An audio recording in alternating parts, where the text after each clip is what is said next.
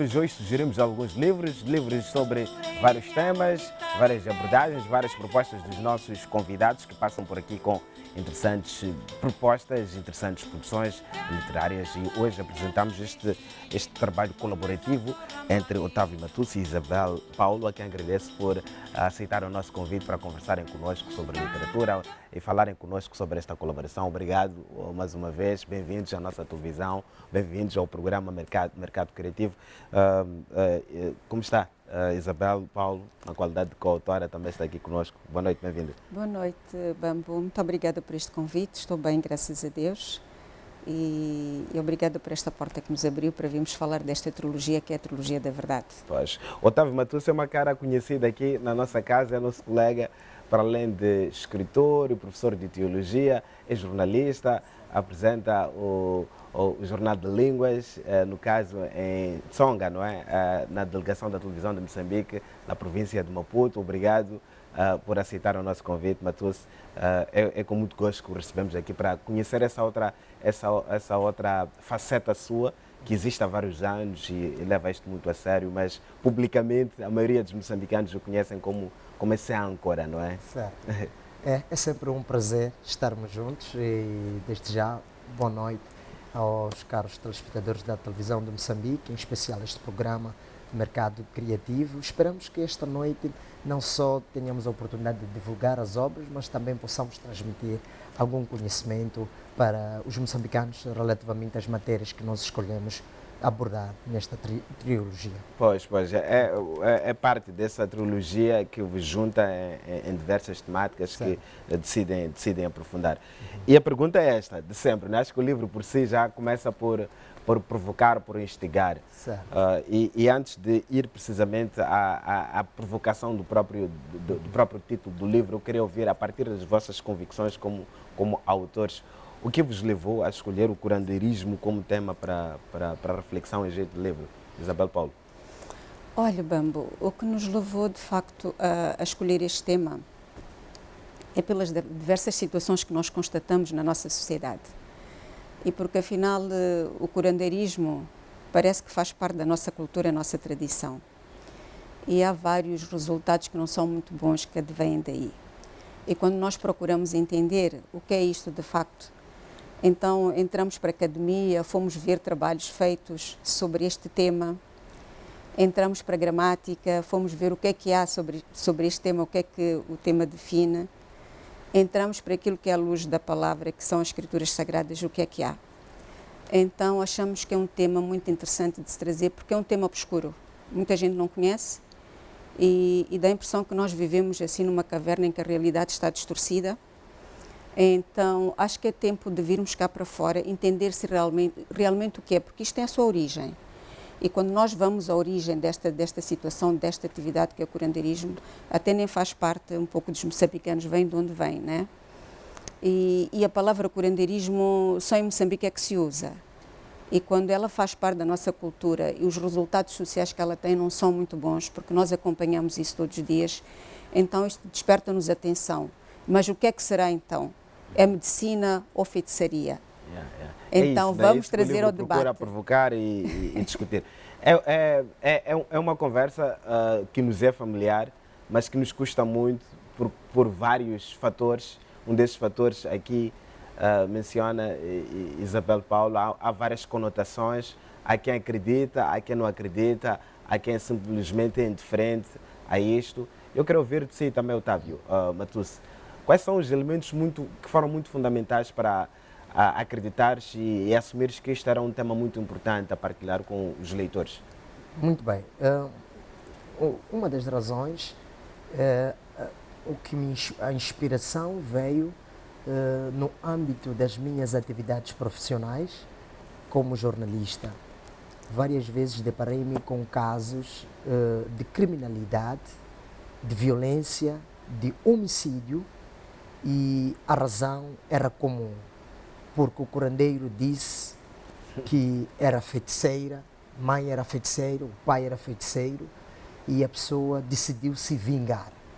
E uma experiência que eu tive de trabalhar com pessoas da terceira idade, ajudou-me a perceber o quão a escala, estes casos são comuns, são frequentes, não só em Moçambique, mas um pouco por toda a África. Esta tendência de acusar as pessoas da terceira idade como sendo feiticeiras é bastante comum.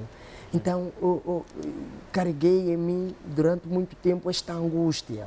Olha, então a senhora, todos nós sabemos o sacrifício que uma mãe faz para cuidar, educar o seu filho e de repente haver um aconselhamento que leve ao assassinato desta mesma mãe. No âmbito das minhas atividades também, deparei-me muitas vezes a cobrir casos ligados à extração de órgãos humanos. E a resposta, de fundo, era a mesma. Era para fins supersticiosos. Num passado recente também tivemos uma grande perseguição a pessoas portadoras de albinismo. E o que estava por detrás? Era para fins de feitiçaria. Então, comecei a perceber o quão esta questão do curandeirismo, no final do dia, trazia vários problemas sociais e que, sempre que eu acompanhasse o desenvolvimento, o desenrolar destes casos, quase que sempre o curandeiro sai impune. Portanto, aquele que foi matar o pai e a mãe é preso e é sentenciado. Mas aquele que o instigou, lhe aconselhou para esse efeito, simplesmente continua a desfilar a sua classe e vai, portanto, promovendo mais situações do gênero. E o sistema, ou o Código Penal, fica de mãos atadas para fazer qualquer coisa. Bambo, o que nos deixa, o que nos motiva, nos encoraja a trazer este debate, eu acho que isto é muito importante, antes que fique aqui uma sensação de querer denegrir a classe dos médicos tradicionais, eu acho que é importante, é que a própria Metramo, a Associação Moçambicana dos Médicos Tradicionais, tem vindo a desenvolver um grande esforço para que este tipo de situação não aconteça. Eles têm lá o seu código, que a ideia é curar, a ideia é ajudar e nunca prejudicar ao trem. Eles também procuram mitigar ou controlar essa situação, mas é uma questão que tem ultrapassado a sua capacidade, razão pela qual cada vez mais estamos a ter estes casos crescendo. Então isso nos enche de coragem de nos juntarmos à própria Associação dos Médicos Tradicionais e levantarmos uma voz de dizer não, o curandeiro que vier a se provar o seu envolvimento em más práticas que conduzam à violência, ao assassinato das pessoas, precisa ser responsabilizado. Então é mais ou menos por aí, por causa do meu trabalho, que eu há muita matéria que claramente acaba por fornecer dados e razões de sobra para esta proposta de reflexão clássica. Na verdade, o livro faz questões, provoca reflexão e também é interessante que inaugura toda essa discussão, o livro, com aquilo que na ótica dos autores é o conceito de curandeirismo, né? Nisto, Voaci, Isabel, Paulo, o que vocês acham que vai ser o curandeirismo dentro daquilo que observaram, pesquisaram? Olha, o que vai ser. O que é, de acordo com aquilo que escrevem no livro, porque é um dos pontos aqui abordados, né? O vosso conceito de curandeirismo. O nosso conceito de curandeirismo, de facto, é que é qualquer coisa que não é boa, ok? Porque é aquilo que eu disse há bocado, quando nós vamos pegar estudos antropológicos relacionados com o curandeirismo, então nós verificamos que a definição que dão é qualquer coisa que está ligada à feitiçaria, é qualquer coisa que está... E temos um grande antropólogo moçambicano, Maumano, que chega até a fazer esta ligação do curandeirismo com feitiçaria. E quando nós vamos à própria gramática, encontramos também esta questão da feitiçaria. Então, este é o conceito que existe. E qualquer coisa que seja feitiçaria, que nós sabemos, não é coisa boa. Okay. Mas também estabelece aqui uma discussão que eu acho importante, a religiosidade e o curandeirismo. Exatamente. O que procuram explorar nesta vertente? Nós procuramos explorar, porque o interessante que está neste livro é que a própria ciência, a própria academia acaba confirmando aquilo que as escrituras sagradas dizem. Porque se nós tomamos em conta que as escrituras sagradas são o nosso manual de vida, o nosso manual de instrução, está lá Deus a abominar o que é o feiticeiro. está lá Deus a dizer que não quer isto, que não deve existir. Exato. Então, eles vêm e confirmam isto que está nas Escrituras Sagradas. E quando nós vamos ver as consequências que têm existido, aquilo que acontece, quando estas práticas, como o Otávio disse aqui, há quem incita, há quem pratica e há quem, de facto, que é o grande autor do crime, não é julgado. E depois não só isto, é que há grandes consequências sociais que existem, que advêm desta prática ou deste uso. Porque esta confusão que nós temos de que é cultura e de que é tradição, nós achamos, é isto que nós trazemos, que é uma concepção ou um entendimento muito errado por aquilo que a própria ciência, que a própria escritura, as escrituras sagradas dizem sobre isto. E nós vemos que depois os resultados que advêm daqui são resultados muito maus. Vamos ver famílias que ficam com problemas financeiros por causa desta situação, vamos encontrar aqui estas mortes, vamos aqui encontrar desgraças completas, vamos encontrar casamentos precoces, porque em alguns momentos as pessoas com esta situação financeira, porque não são questões de graça, não são grátis, têm que se pagar e os montantes são grandes, acabam entrando crianças até para pagamento destas dívidas. Então, e esta situação acaba criando questões envolvidas com o espiritismo, com a espiritualidade, não é? Então, daí que o nosso conceito é este, que é algo que tem que ser discutido, porque no nosso entender e pelos resultados que isto tem trazido, não são os resultados agradáveis, partindo de uma situação que é uma cultura, é uma tradição. Pois. Quando nós temos uma cultura e uma tradição, isso é bom, tem que nos trazer paz, tem que nos trazer sossego. Não pode criar desentendimento, porque é com o vizinho que não se fala, dentro da própria casa as pessoas não conversam, por causa do resultado desta situação do curandeirismo. Pois. Então trazemos esta situação. Será que o curandeirismo é algo que cura? A feitiçaria o que é? E ao fim e ao cabo acabamos vendo que as coisas não diferem, mas pronto, não queria ir muito longe porque convém que leiam o livro. Para isso, para explicar. Fazer uma introdução e claramente o objetivo desta conversa também é apresentar as linhas gerais do pensamento dos autores. Quem quiser ler o livro, claramente o livro está disponível e mais à frente poderão falar dos mecanismos, dos locais onde é possível adquirir o mesmo. O Matusse, para além de jornalista, é professor de teologia, é um senhor de muitos ofícios.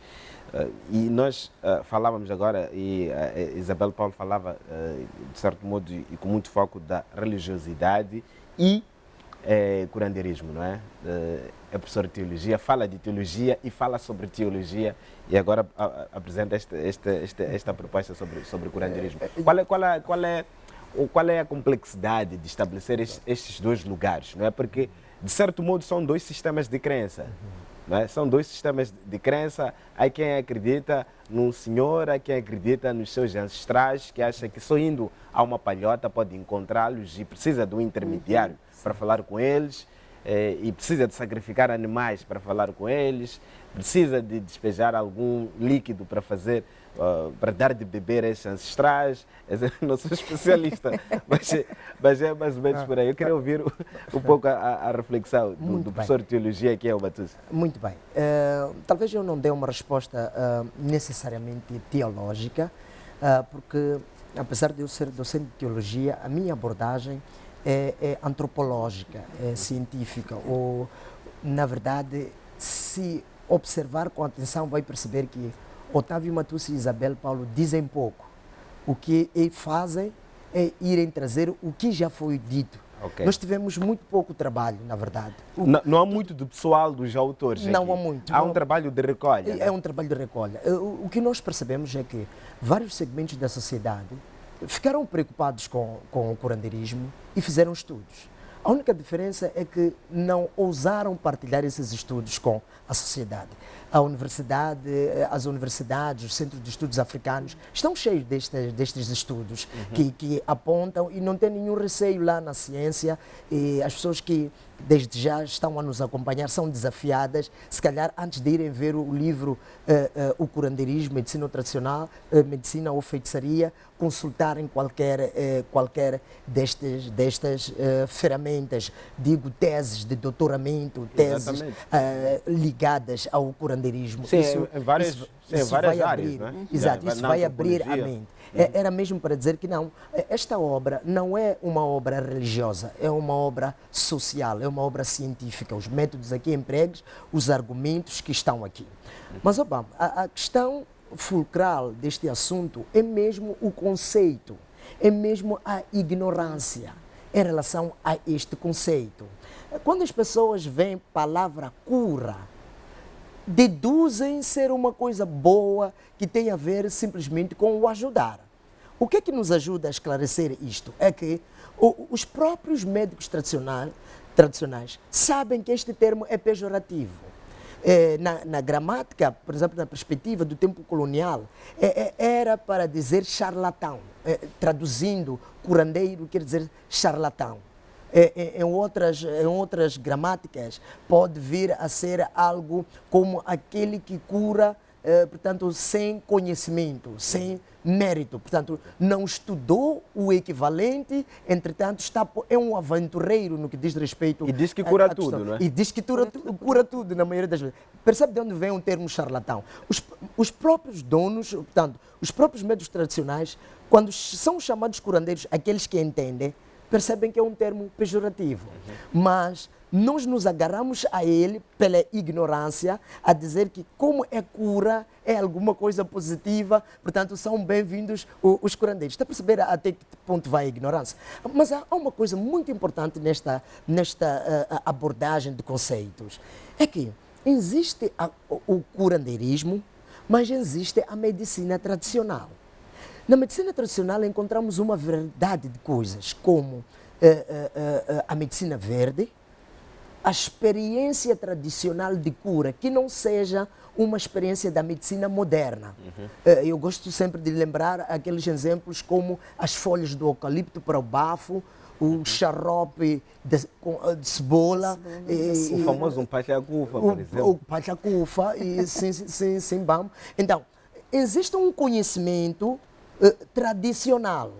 Agora, qual é a linha imaginária que separa a medicina tradicional do curandeirismo? É que no curandeirismo todo este conhecimento é fundamentado com o poder dos espíritos. Okay. Então, ainda que o curandeirismo em algum momento use plantas, não é um conhecimento como ciência. Muito provavelmente, se uma pessoa for a tomar como um dado adquirido, uma receita, uma recomendação dada por um médico tradicional, muito provavelmente pode vir a não funcionar numa outra pessoa. Não sei se percebes. Então, o curandeirismo tem esta base para nós, o que nós estamos a ajudar as pessoas a identificar. Agora, por causa deste aspecto dos espíritos, às vezes, recomendarem ervas, plantas, então, isto tudo é colocado na farinha, no mesmo saco. Por exemplo, a OMS, quando celebra o Dia da Medicina Tradicional, não está a celebrar os curandeiros. Mas eles se apropriaram do termo, de que somos os médicos tradicionais. E todos os outros grupos que trabalham para prover cuidados de saúde em alternativa à medicina moderna, é excluída deste grupo. Então, é assumido o Dia de Medicina Tradicional como o Dia dos Curandeiros. Mas não tem nada a ver, é mesmo por causa desta linha de interseção de uso de ervas e de plantas. Então, por isso as pessoas, geralmente a questão é, como é que vocês estão a falar mal dos curandeiros? Porque desde sempre, antes de existirem hospitais, médicos, como é que vocês acham que nós vivíamos? Então, é mesmo uma questão de ignorância e nós chamamos as pessoas para um debate franco e aberto. Nos nossos debates também queremos dar damos palavras aos praticantes da medicina tradicional, porque eles entendem a nossa preocupação. Existe aqui um grupo que se assume como bons curandeiros, que são aqueles que trabalham geralmente com espíritos familiares. Eles assumem que são espíritos familiares. Mas no meio do grupo existem aqueles que têm, portanto, outro tipo de espíritos que não são familiares, são espíritos maus. Portanto, agora, o problema que nós temos, a conclusão que nós chegamos é que como pode, da mesma fonte, jorrar água doce e salgada? Como pode o curandeiro ser algo bom, em algum momento curar e em outro momento matar? Como que nós vamos ter a certeza ou a tranquilidade de que podemos ir ter com alguém que mata atrás da cura? Então, relativamente à feitiçaria, são muitos aspectos que só precisam de uma análise, de uma reflexão. Na nossa sociedade é comum a ideia de homens serem metidos dentro da garrafa. Isso é cura, vamos? Isso é cura? É uma pergunta, né? Então, isso sim é uma direita, me responda. Eu não dou respostas, Quando eu só um faço homem é perguntas. colocado dentro da garrafa e é manejado com um remote control para trazer todo o salário em casa, chegar mais cedo, isso ainda é cura? Obviamente que não. Claramente Isto não. é simplesmente feitiçaria, é uma magia. Então, e isto se encontra nos curandeiros, ok? Isso se encontra nos curandeiros. Da mesma forma, existem mulheres que, eu quando converso com a Isabel Paulo, sempre falo dos homens. Eu disse, não, há homens também que colocam as suas mulheres na garrafa e controlam, talvez por ela ser muito bonita, que é para quando sair ela não ter olhos para outros homens, quando cruzar com bambo conseguir se comportar, etc. Então, existem muitas práticas que para nós não restam dúvidas. Sabemos que há mortes por encomenda a partir do feiticeiro. Existe muita gente enferma, com doenças, e vai ao hospital com todo o equipamento de ponta, não se consegue detectar o que é que o Matusse tem. Exato. Entra neste aparelho, os médicos acabam ficando perdidos, é mesmo porque é uma granada invisível que ele recebeu. Você recebe uma promoção como chefe no serviço, de repente os pés incham e você não consegue mais colocar os pés na TVM. Onde foi ter isto aqui? Foi exatamente no curandeiro. Então, este debate que nós já estamos a trazer para as pessoas refletirem que não é possível que a gente pense que na mesma pessoa, não é? No mesmo grupo, vamos ter uma coisa boa, não é? E no outro momento há estas coisas. E nós conhecemos Ou tem estas água coisas. salgada ou tem água doce. Né? Então, Haja coerência. então não existe. Né? Haja Quando se coerência. olha nesta questão, então temos muito que debater, que refletir sobre esta questão, não obstante assumirmos que existam zonas recônditas deste país onde não há, o sistema de saúde não cobre e eles são vistos como provedores de cuidados de saúde. Isso é uma verdade, mas não o suficiente para tornar deles os santos ou as pessoas médicos tradicionais como tal. Pois, Isabel, Paulo, acrescentar alguns aspectos, Matusse por acaso, foi aqui um pouco mais transversal na abordagem, foi transversal. mas ficam aqui vários pontos, Vários não é? pontos, por acaso Desde a questão sim. da ignorância, que são Exato. palavras de Matusse, mas também as interferências culturais, de certo modo, que estão aqui associados a esta questão toda de crenças, enfim. É verdade, é isso mesmo. E o Bambo fez aqui afirmou qualquer coisa, curam tudo, né? Yeah. Mas aqui o Otávio acabou respondendo e por acaso eu queria dizer que o problema é se fosse só curar, tudo bem, curou a doença, mas é que há muito mais para além Há muito disso. mais que fica, né? Há muito mais que se faz e que não se devia fazer, que acaba provocando os tais problemas. Aquilo que ele disse, porque depois é o vizinho que não fala, é o marido que é metido na garrafa, todas estas situações. Portanto, isto já não é doença, não é? É qualquer coisa que é guiada por qualquer coisa que possamos dizer que é ambição, que é querer ser poderoso, é querer fazer o mal ao próximo. Então, tudo isto, isto eu também gostaria de frisar muito, porque não é só o curar a doença é uma coisa, mas há muito mais. Há muito mais que resta. Que resta e não tem o resultado que nós queremos socialmente, porque acaba criando os tais problemas que nós queremos e pronto, que se deve evitar. Claro, este livro é um livro de investigação, não é um livro sobre religião, não é um livro necessariamente de dogmas, sim, é um não. livro de investigação. É por isso que estamos aqui a falar sobre esta obra. Esta nota é muito importante para quem está a assistir a esta conversa aqui na nossa televisão. Isabel Paulo para além de autora de vários artigos e livros sobre fé cristã e diferentes temáticas cruciais neste ramo, é gestora de contas e gestora empresarial há vários anos. E estamos a falar de curandeirismo e queria ouvir essa discussão também, quando olha para esse lugar, esse universo empresarial e todas as interferências que há nisto. E essa experiência de há muitos anos claramente lhe confere a possibilidade de perceber vários comportamentos e vários cenários. E ainda bem que este é um livro que levanta essa discussão. E muitas vezes há uma conotação no sucesso a vários níveis e claramente no sucesso empresarial há também essa conotação de consultas e certo tipo de apoio, esse apoio obscuro ou um apoio às vezes atribuído a essas pessoas injustamente ou não. Quero ouvir assim, a sua experiência ao longo desses anos todos. Isso acontece e eu vivi algumas situações, de facto a nível da empresa, questões de desconfiança, das pessoas deixarem de falar porque aquele fez mal, porque aquele deixou de me fazer mal. Já tivemos situações de roubos em que é melhor, quer dizer, as pessoas conseguiram manipular a direção de tal maneira que não temos que ir lá para consultar quem foi, e depois começa a haver acusações entre colegas e não se chega a resultado nenhum. O resultado a que se chegou foram desentendimentos, discussões que nunca mais acabaram. Mas o verdadeiro autor da situação, o recuperar o que foi roubado nunca aconteceu. Então, e estas guerras existem em grande medida.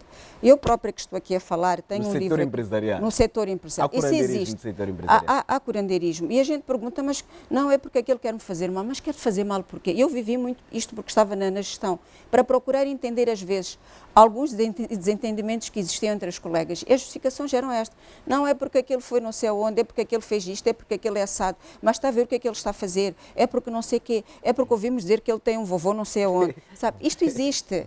E de facto isto acaba até afetando a própria produtividade do trabalho. Porque as tantas, todo o ambiente de trabalho fica ameaçado. Todo afetado. E mesmo o gestor tem que ser muito forte e dizer que, olha, acabou isto, eu não quero ouvir isto, cada um que faça o seu trabalho e aqui não há nada disto. E às vezes aqui até tenta procurar entender e chamar o outro, mas vê lá o que é que faz. São situações difíceis, caricatas. Sim. Tem um lado caricato incrível. É verdade. E às vezes a pessoa pergunta-se, mas o que é que eu estou aqui a fazer? O que é que está a acontecer? O que é isto? E, efetivamente, porque quando a gente vai procurar uma matéria, algo de suporte palpável, não conseguimos encontrar. Às vezes é porque a pessoa é extremamente competente, né? Trabalha muito e dizem que é por causa da exatamente, é por causa. E então esta pessoa acaba recebendo esse tipo de ameaças e não tem nada a ver com... Está a usar nossa energia para produzir muito. É verdade. Isso acontece, olha, não sei se me permite aqui contar uma coisa que aconteceu comigo. Eu tive um empregado, um segurança lá em casa, às tantas ele saíra de uma empresa, foi-se embora. Passado algum tempo veio ter comigo de escolha, senhora, venho ter consigo porque eu fui a não sei aonde e disseram-me que a senhora usou meu sangue para trabalhar. Eu disse, o quê? Mas o que é isso de usar o teu sangue? Houve esta situação, eu disse, olha, saia já daqui, não lhe quero ver mais aqui. Aconteceu isso. Mas você quer acrescentar algum detalhe sobre esta coisa, dessas interferências, mas também queria desafiar-te a falar um pouco desse pacto, né? Desse pacto e dos favores espirituais. Ok. Não, eu penso que era essa a pergunta que, na verdade, estava a procurar fazer a Isabel. Saber?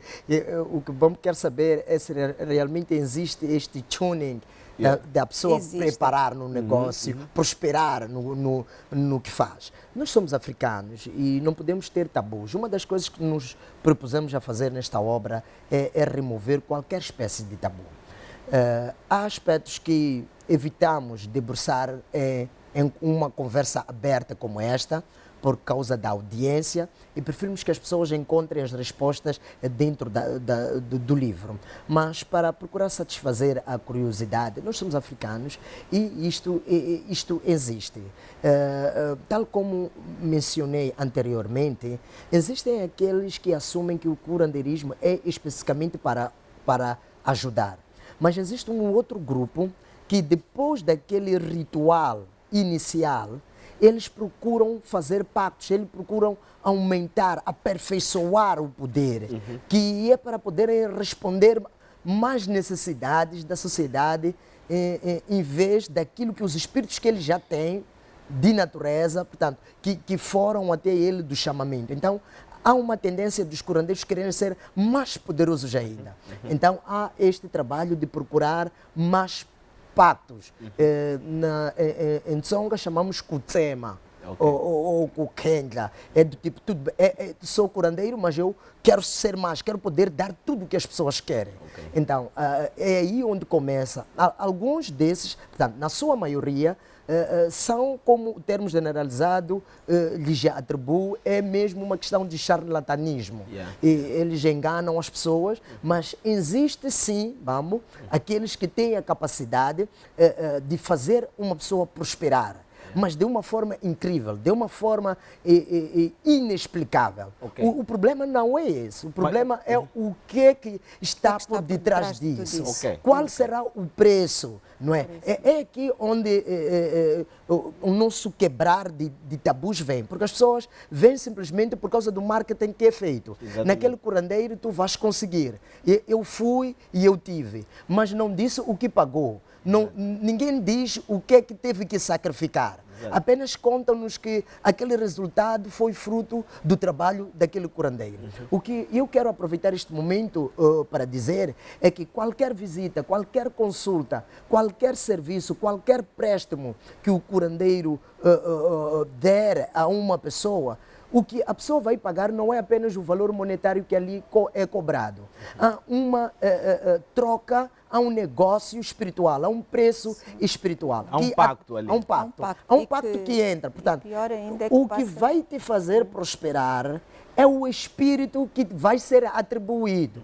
E este espírito vai fazer cobrança das faturas. Se o impacto ou a fatura não for o bambo a pagar, então os seus descendentes vão pagar. terão que pagar isso.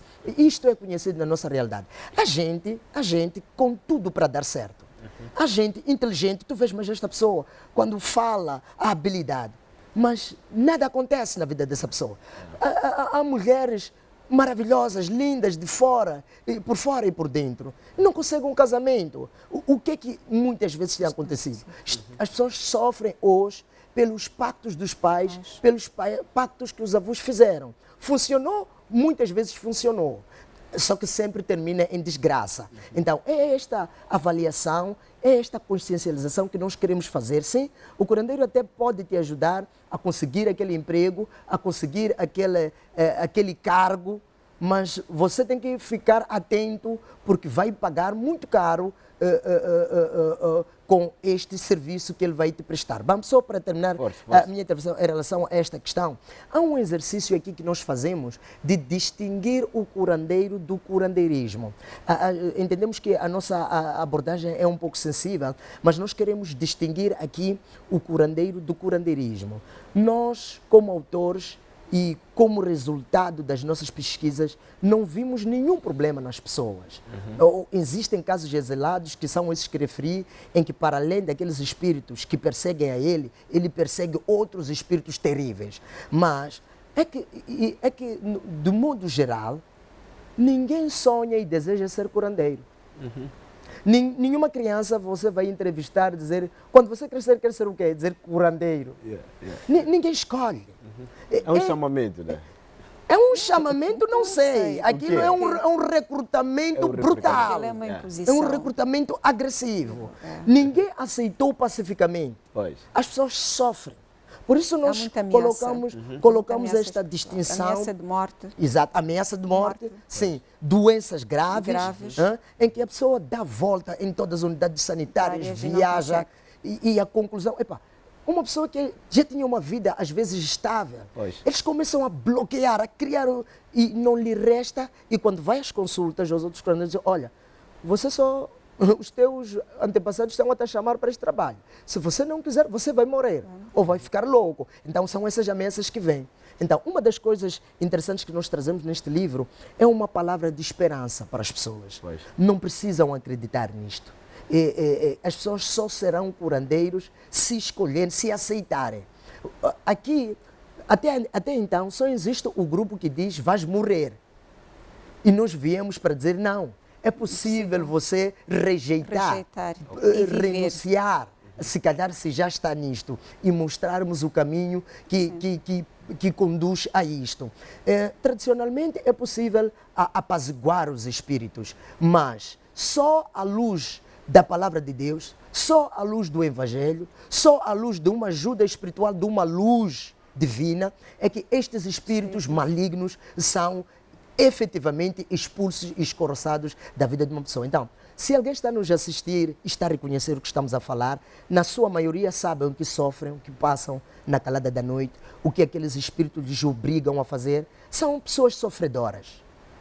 Apesar de haver uma tendência de querer darem-se um moral, uma motivação, um encorajamento, nós sabemos que são pessoas que sofrem. Cada um tem um peso, tem um sofrimento peculiar por causa daqueles espíritos. Então queremos dizer, há esperança para aquele que quiser renunciar, há esperança para quem não quiser entrar nisto, bastando para tal conhecer a maravilhosa pessoa e poderosa do Senhor Jesus. Pois, estamos a terminar, Isabel Paulo, mesmo a fechar. Acho que é um tema que nos esgota. Não esgota. Não esgota, Há várias questões aqui que ficam por serem colocadas e o livro procura não dar respostas só, mas acima de tudo iniciar um debate sobre isto. Né? mas Tínhamos mais 2 obras por conhecer, mas acabamos ficando nesta. Então, Isabel Paulo.